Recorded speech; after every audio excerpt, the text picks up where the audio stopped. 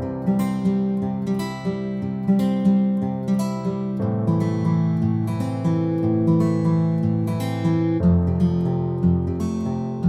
I'm Rutha Wenger, English specialist and tutor.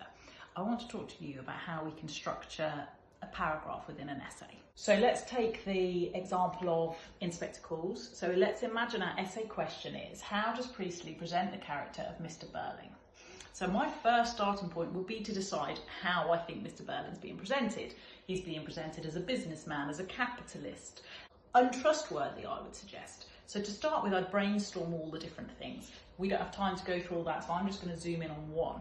And I'm just going to show you how to write one paragraph from an essay, a long developed paragraph in a way you'd need to do for your GCSE. So my point, which must answer the question, your point must always answer the question. So how does Priestley present the character of Burling? I'm going to go for the fact that he's presented as an untrustworthy character. As I've said, there's many things we could say about Mr. Burling, but I want to go for the fact that he's presented as untrustworthy. Now in English, we can come up with whatever point of view we want about the character.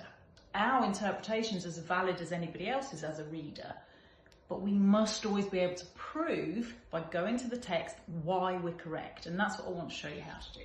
So I'm going to prove he's untrustworthy through the pages, Act 1, around pages 6 and 7. It's the engagement party. They're celebrating Gerald and Sheila's engagement, and he's now talking to Eric and Gerald.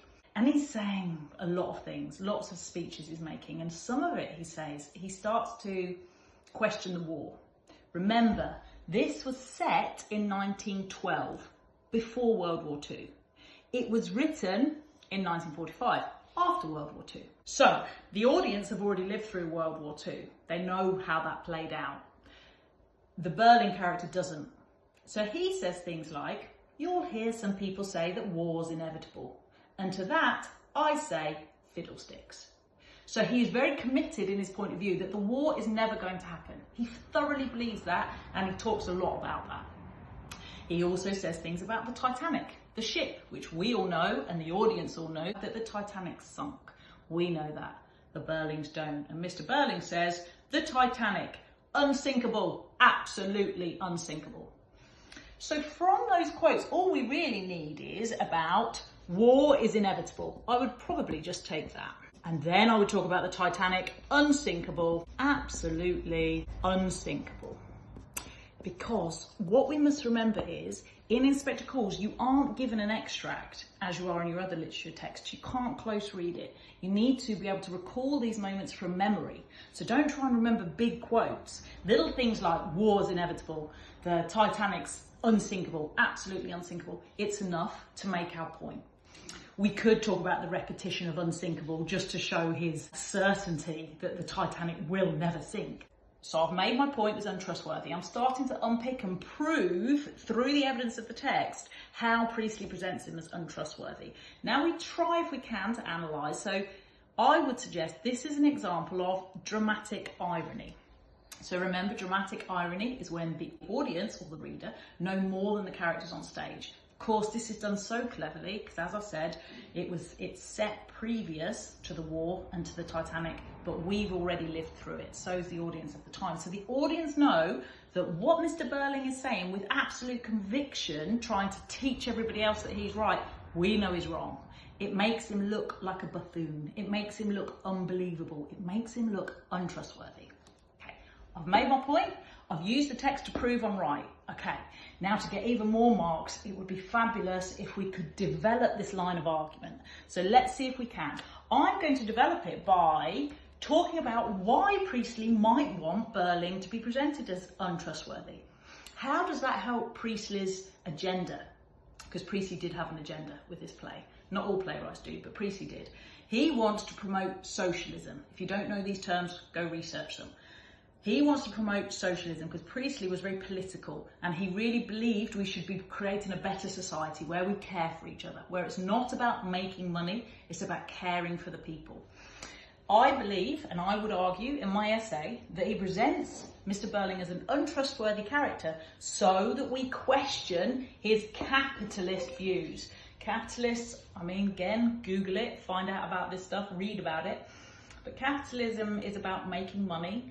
It's about profit before the well-being of the people. It's about competition. And Mr. Burling is very much presented as a capitalist. I would prove this as well. He makes the engagement, doesn't he? He says the engagement's brilliant because the Croft family and the Burling family can get together and have lower costs and higher prices. So he makes a loving relationship, his daughter's engagement, about business, because he's a businessman, he's a capitalist.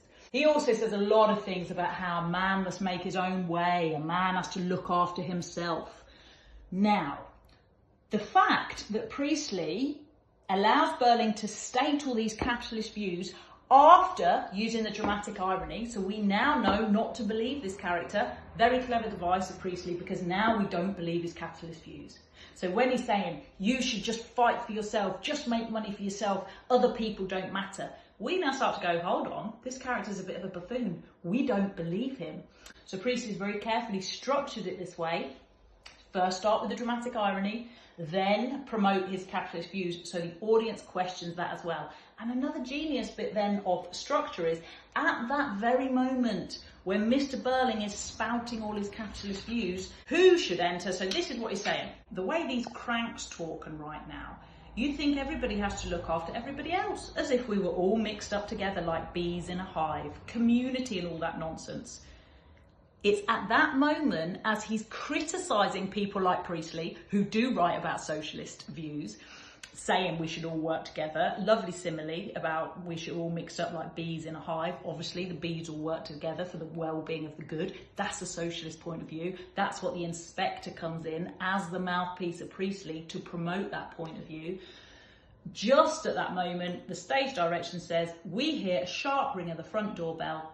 Burling stops to listen, and that is the inspector who comes at that very moment. At the moment when Burling is promoting his most capitalist views, the inspector comes in as a socialist, and we are much more open to the views of the inspector because we've been shown that Burling is untrustworthy, which makes us doubt his capitalist views, which then makes us more open to the inspector's socialist point of view, which is Priestley's agenda. One way to do it, there's a million ways to answer this, but I think this is a great way to be able to develop our answer, and this is what I want you to get in the habit of doing. Plan your answer, think about your question, know what your point is, use your evidence to back up your point, analyse that evidence to prove you're right, and wherever possible, develop it, particularly with Inspector Calls, develop it to incorporate the larger themes of the play. Because you don't have the extract, you can't do as much close reading, you won't be expected to do as much analysis of the language as you would with your other literature texts, but you will be expected to engage with the wider themes and what Priestley is really trying to do with the play. Hope that was helpful.